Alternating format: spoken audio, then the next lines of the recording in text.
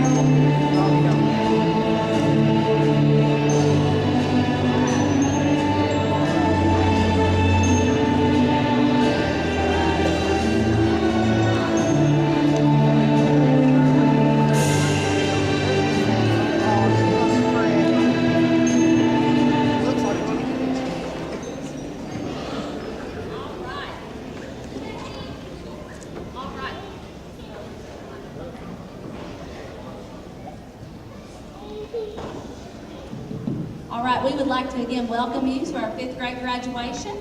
At this time, I would like Harley Tipton to join me as she leads us in the Pledge of Allegiance.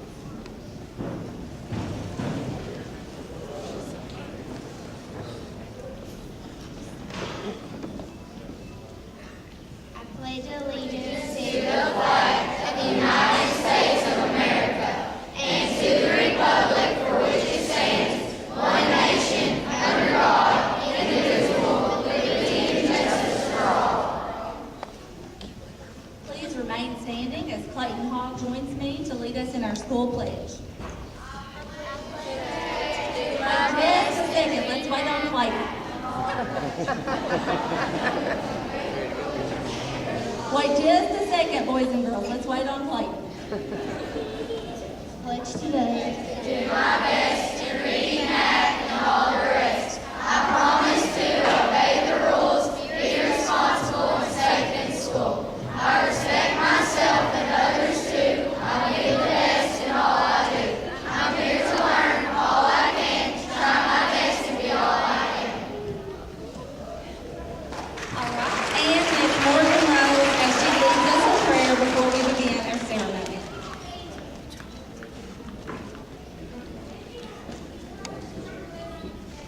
Bow your head. Dear God, thank you for this day and everyone here today. Please watch over us and guide us the right way. Please watch over us during the summer break and please let us have a great year in middle school. Thank you for all the teachers and staff that helped us get to where we are today. In Jesus' name, amen.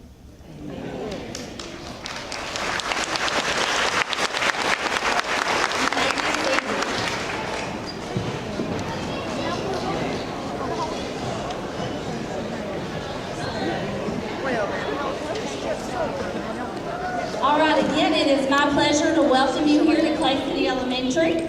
I feel awfully lucky to be here with each one of you on this important day and milestone in your children's lives.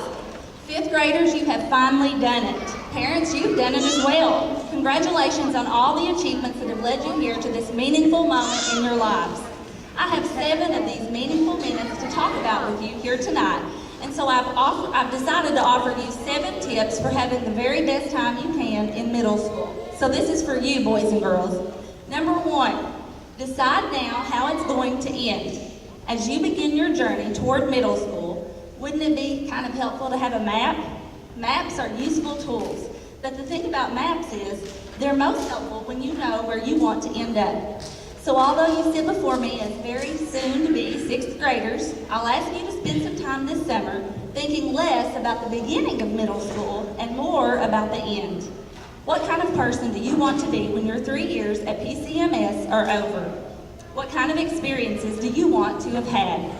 How would you like to be described at your 8th grade graduation? Once you know where you want to end up, it will be much easier for you to get there.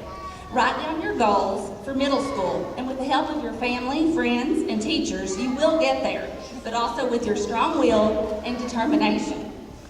2, find your why. What do you really do well? Take a second right now and get a memory in your head of you being very good at something. When you are good at something, you might think the most important thing you can do is practice. Makes you so impressive. Let's say you're a soccer star, and I know we have some of those with us here tonight. Maybe you spend hours every day running to improve your time or kicking to improve your aim.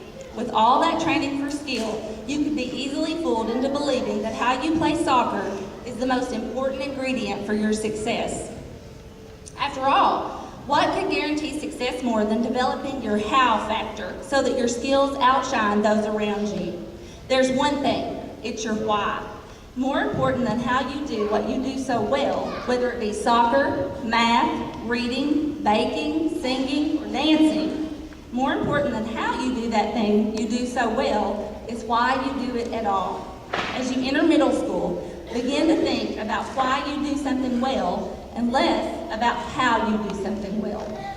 The third thing, keep your friendship eggs in different baskets. You've probably heard the saying, don't keep all of your eggs in one basket. Imagine me on a bike, and I know that might be funny for some of you all, riding down a peaceful road on a lovely day with a basket of farm fresh eggs on the front of my bike. The sun is shining and I'm whistling, and when suddenly a rock in the middle of the path catches my wheel And with a twist, I'm thrown from the bike as it crashes in the path, covering me in dust and raw egg yolks. Friendships, like eggs, are fragile. Limiting yourself to one set of friends is like keeping all your eggs in one basket. If all your friends are in the same group, when any one of you hits a bump in the road, you all get covered in the mess. Stay in touch with friends from elementary school, connect with people you play sports with, and most importantly, branch out at your new school to make friends from different schools and social groups. This will ensure you have many more places to go when things get bumpy or messy. Number 4, build good social karma. Karma is this idea that what you put into the world, you get back. You put nice out, you get nice back. You put mean out, you get mean back. No doubt at middle school at some point, someone is going to try to wrap you up in a nest of gossip and bad influence. Avoid getting involved. You can build good social karma by expressing empathy for someone who's upset. When your focus is on giving empathy and not serving up revenge, you keep yourself free of social payback and developing an untrustworthy reputation. Parents, I encourage you similarly. When your child comes home from school and reports that you won't believe what so-and-so did to me today, remember, empathy first. As parents, it's our instinct to solve the problem, to identify those teachable moments, and to give our kids the tools they need to face these challenges. But first things first. That must have been hard always comes before, what are you going to do about it? 5, slow down and pull over sometimes. Dr. Michael Thompson, one of my favorite educational authors, says that being in school is like traveling on a highway. If the whole group is going over 65 miles an hour, sometimes you feel like you have to keep up with them to avoid getting run over or hurt. But friendship, he says, resembles the side streets and back roads of childhood. Friends can go at their own pace. They can stop when they want to. They can get away from speeding traffic. When you find yourself speeding along and feeling out of control, find someone who can slow you down. Sometimes that person is your mom or your dad or your grandma. Someone you can try to be yourself with at your own pace until you're ready to join the traffic again. Number 6, I'm almost finished. Try hard. A psychologist from Columbia University studied 400 fifth grade students in New York City. She gave them each the same puzzle to solve. To half of the kids, she said, you did well. You must be smart at this. To the other half, she said, you did well. You must have worked hard at this. Then she gave the kids another set of puzzles to work on. But this time she gave them a choice between an easy puzzle and a hard puzzle. 90% of the kids who were complimented for being hard workers chose the harder puzzle and the opportunity to learn. Most of the kids from the group that was called smart chose the easy puzzle, probably because they were afraid of taking a challenge and not looking smart anymore. When you go to the middle school, work hard. Each one of your teachers here today will tell you that. Try, take risks, honestly, in middle school and beyond for the rest of your life. From your teachers to your boss, people will be less and less impressed with your intelligence and more impressed by your commitment to hard work. My last piece of advice is very simple, but it may be the very most important. Smile and say hi. When you walk through that door on the very first day of middle school, make eye contact with someone. Smile and say hi.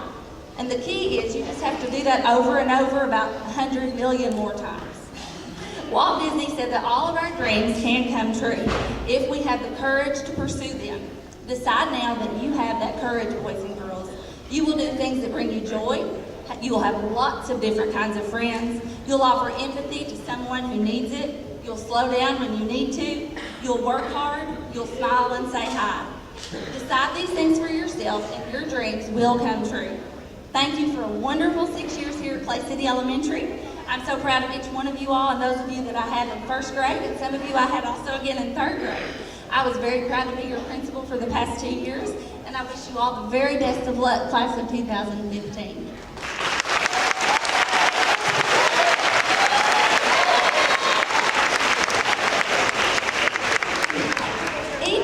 As we start our graduation ceremony, we try to pick a different theme that kind of fits the personality of the class.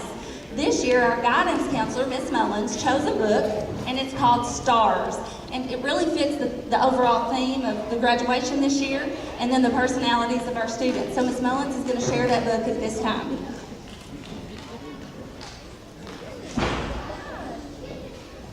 As I share the story Stars with you tonight, I hope that each one of you here on the floor know that as you leave our school, you have someone who believes in you, and our hope for you as you leave Clay City Elementary is that you'll keep on shining. Stars. A star is how you know it's almost night. As soon as you see one, there's another and another, and the dark that comes doesn't feel so dark. What if you could have a star? They shine like little silver eggs you could gather in a basket, except you know you can't. Not really. But you can draw a star on shiny paper and cut around it, and then you can put it in your pocket. Having a star in your pocket is like having your best rock in your pocket, but different. Because a star is different from a rock. Pin a star on your shirt, and you can be a sheriff. Put a star on a stick, and you've made a wand. If you hold a wand the right way, you might see a wish come true. Not always, only sometimes. You never know about a wish. You can give a star to a friend, but never give away the one you keep in your pocket. You need to know it is there. Some days you feel shiny as a star. If you've done something important, people may call you a star. But some days you don't feel shiny. Those days, it's good to reach for the one in your pocket. If you ever lose your star, you can draw another, or you can find one. There are places. Moss, where you might see fairies, is made of green stars. White stars in June grass become strawberries in July. Yellow stars on pumpkin vines become October pumpkins. Snowflakes are stars. Blow a ball of dandelion and you blow 1,000 stars into the sky. A button can have a star on it, and if you always brush your teeth, someone might give you a red or green or blue or gold or silver star. There might be a star on the calendar to mark a special day. But stars that come with night, for those you have to wait for night. You need some dark to see them. It may help to have on pajamas. Then you look up. Almost always you will find one, and another, and another, and another. And if sometimes you can't see them, they're still there. Every night, everywhere.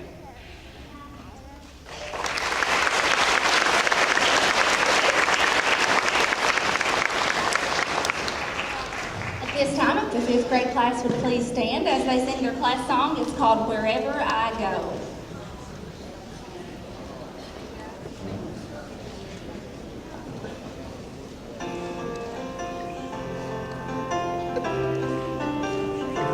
Oh yeah.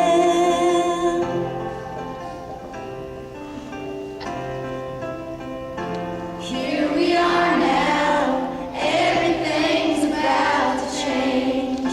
We face tomorrow as we say goodbye to yesterday.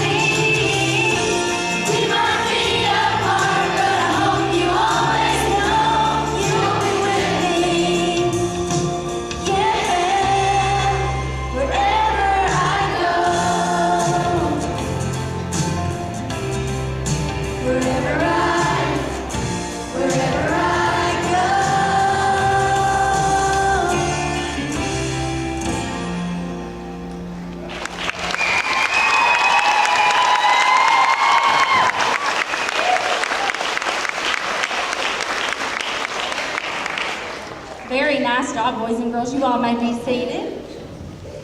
At this time, it gives me great pleasure to introduce our guest speaker for the night.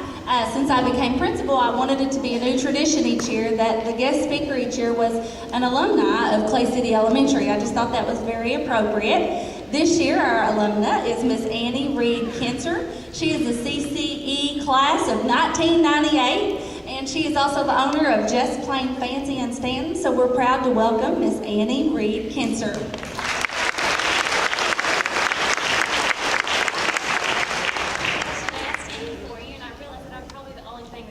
You guys are cake and ice cream, so I'll attempt to be short, but that part won't be a problem at all.